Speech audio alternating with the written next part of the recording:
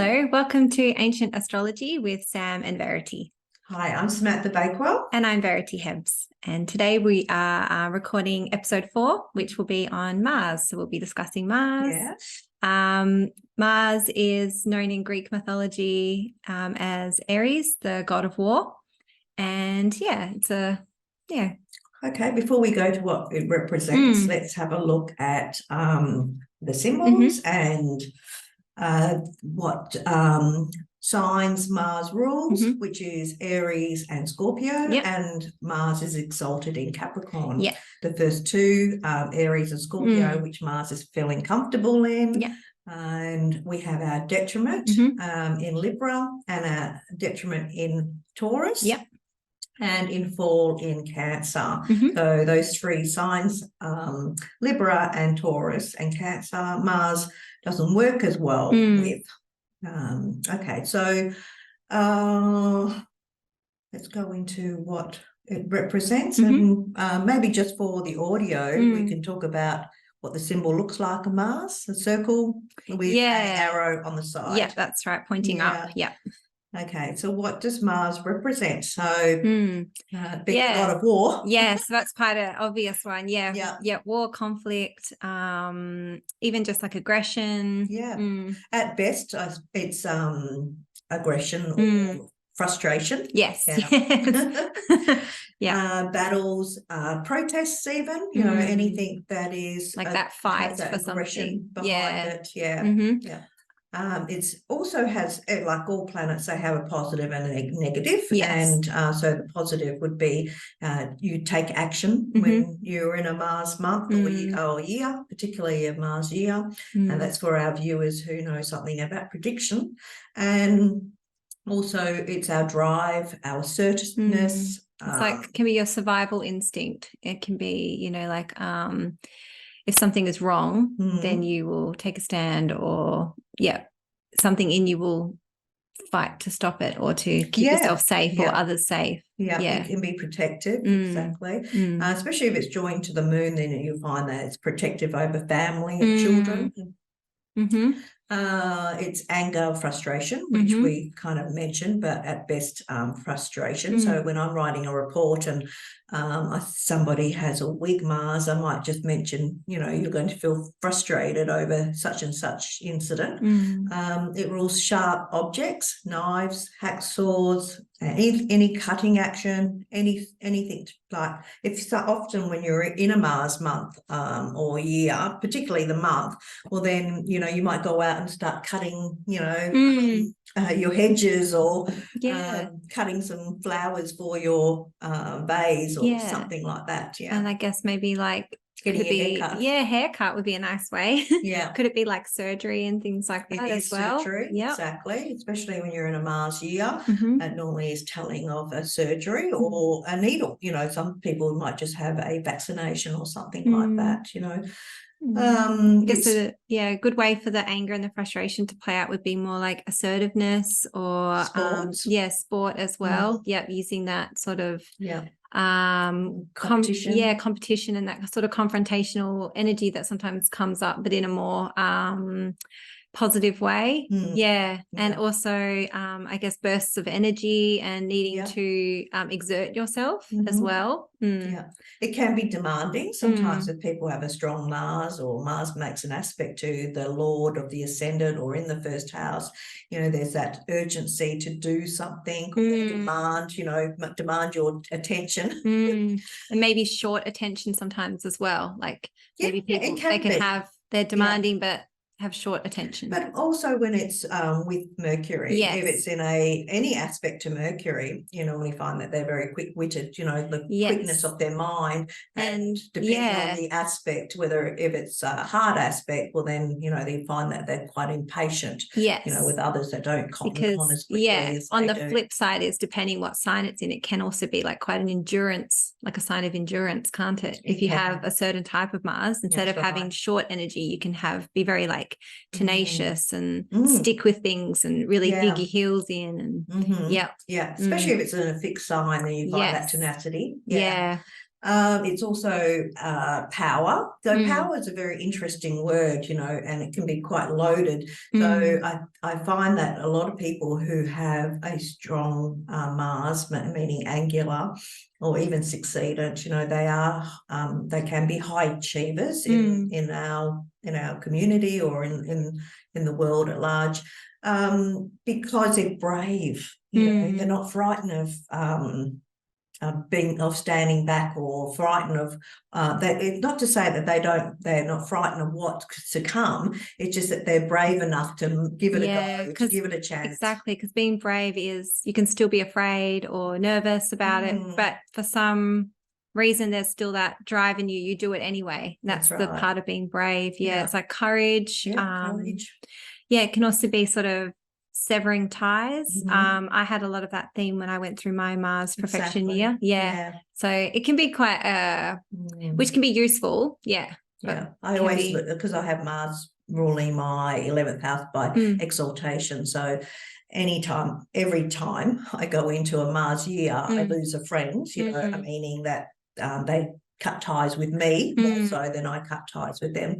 And so I've learned that that's just part and parcel. Sometimes, occasionally they come back because Mars is at my Malefica sect, but I do have the occasional friends that just disappear, and I mean, from my life. Okay, so yeah, drive and ambitious. So yeah, you can be quite ambitious with a strong Mars. Yeah, and our sexual drive. Yes. Yeah. All right.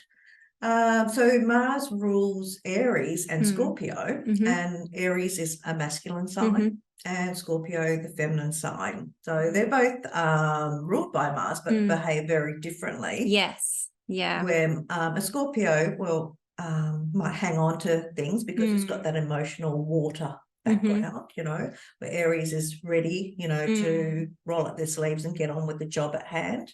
I think, yeah, when you do look at the sort of the scope of Mars and how different people handle different things, even anger or frustration. Yeah, when I think about it, it does make sense how Mars and like how Aries and Scorpio are ruled by Mars, because there is two sides to anger, isn't there? You know, you can react in the moment and be very quick about things, or you can be more calculated how you respond. You can hold on to things, you can just have like a burst of anger and then you're over it. Like so it's not just like only Aries is a representation of Mars. I definitely do see how Scorpio does, but like you're saying, it's in a very different way. Yeah, but also it's not always about us in our natal chart. You know, sometimes when you go through those months where you're in a Mars month, it can be about somebody else, you know, somebody else who's telling you about a conflict that they had with somebody else, or they're agitated about somebody else. You know, so it's not always our anger. Us. So, you know, to make the most of that energy and work with it in a positive manner, well, then you're better off to go for a walk. And cooking, I was thinking as well, with all the knives and the chopping and the things like that can help. A class on celebrity chefs, and most of them will have Mars with the moon, doing something with the moon. Okay, so let's go to a chart. That sounds good. Becoming our routine. So we have chart 1 and we have chart 2, both Scorpio risings. I've taken all the other planets out because I wanted the viewers to understand the concept of the planet and the houses it rules, and where it's placed. Because when you're learning, even if you're an advanced astrologer, it's still sometimes nice to just be able to focus on the one thing at hand. So it can be distracting. Like if there was a lot of planets in the first house or the third house, then you might sort of also be looking at that and how it all relates and other things. So it's actually a really good idea to look at it that way. So I've circled the houses that Mars rules because we always start assessing our chart, our natal chart, from the ascendant, and then the houses that that planet rules and where that planet is placed, because these are important areas for the native. And so Mars is in the 5th house here of children and fun and social events and things like that. So you normally find those with Mars in the 5th, constantly organising social events or events. They could be event coordinators also, so and it would also depend on whether that was their malefic of sect as well, because Mars is the malefic of sect of a diurnal chart. So, but for a nocturnal chart, it would be Saturn. So that would also depend on that. But just for the simplicity, we can go to the houses. So this particular lady, you would say, children, that your children are important to you. There's a work or pets area and sibling area or short journeys, so you could also join the story as you as a job, you are an events coordinator who goes on many short journeys. So that would be one dialogue that we could use for this lady. And being a Scorpio rising also, that's somebody that's quite emotional and I often find that they're silent heroes. They do something quietly without everybody having to know about it. It's a little bit different here because this lady is actually organises events, but it also you could say it's like behind the scenes, then, isn't it? Like the event is the star of the day, and they're the one behind the scenes doing organising that side of things. Exactly. Yeah. And then you have, and that's in a succeedant house also. So even though we haven't started our lessons on the houses and what the topics they represent and what people they represent, we can it's good for a beginner to start to understand or hear the language. And for the advanced astrologers or intermediate astrologers, they're grasping that pretty quickly. So it's also feminine sign, rising. So they are not as assertive. They still like their own, like retreating back to their home or they don't need to be out there all the time. And so for this lady, we have Mars in Capricorn, exalted in the 3rd house. So her life there's a lot of short journeys and she's always studying something, that 3rd house where she's studying. It can also be like research on the computer and just learning something quickly. Sometimes is it kind of like 9th house is more long degrees, like that longer commitment. Whereas it's also high school. Whereas 3rd house could be like you do a short online course or you're still learning and always seeking that knowledge. But it could be workshops as well. Little workshops. Go in, learn something from someone or listen to a conference or something. That's right. And with the 6th house, because lady, her Mars is cadence, so everything's not going to play out all the time. So she's not going to have a pet all the time, and she's not going to work all the time. There'll be a section in her life where she's working, and then a section where she's got a pet. So now she's in that section or that part of her life where she's got a pet. So take going on short journeys with her dog. Then you got to try and fit that in. It's also her health. Health and well-being, because that's the 6th house is also health. And so we could say the same for either ladies, that there is some sort of health. Mars is actually in its triplicity for this lady down here, the number 1. So it's still in fairly good shape, 3rd in our hierarchy system. And so we could say there'll be Mars health issues. Even when it's a good Mars, it's still ruling that health area. So it may not even be for that person. It could be somebody else, somebody else's health. And with like husband's health. Aries ruling the 6th house, would that be more like quick Can be Would like it be hot, like, cold yeah, flues, and then you recover quickly, temperatures, things like that, or it could change quickly. that's correct. Whereas I guess if it was Scorpio in the 6th house, it might play out a bit differently with health. Well, it might be more water-based, more mucousy kind of. It depends on what the planet is making aspect to also. If that's there.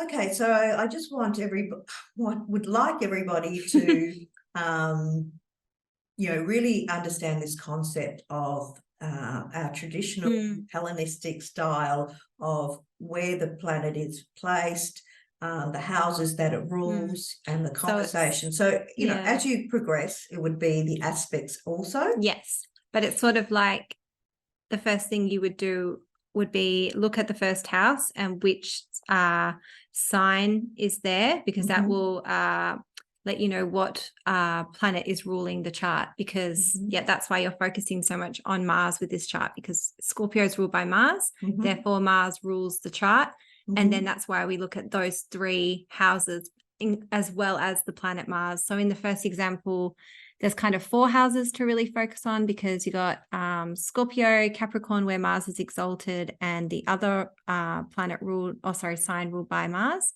But then you've also got where Mars is, which is in the 6th. Whereas in the second chart, it's 3 houses, because Mars is in one of the signs ruled by the planet Mars. Yeah, that's really good to explain that too. Thank you for that. Yeah. Okay. That's Mars, the god of war and conflict, and it's not necessarily going to cause you conflict all the time. No, exactly. There can definitely be positive ways it plays out. Like, some people are just more assertive, and some people have to fight for in their career. So if you had Mars in your 10th house, there's fight for other people sometimes as well. A fight for whatever. If you would like to work for unions, or as like a lawyer, exactly, police officers, things like that. That's right. That's correct. Yeah. I think that's a really positive way Mars can play out. Soldiers and military. So, you often find military personnel will have Mars either in the 2nd house or ruling their 1st house, or strong in their chart, or even in the 10th house. So, it can be telling of a certain career path, as does Mercury and Venus as well. All 3 planets are actually career planets. All right. I think we can wind it up then. Yeah, sure. Thank you. Thanks for Thank you listening. for joining us once again. And we hope you enjoyed our episode 4, and we'll see you next time. Thank you. Bye. Bye for now.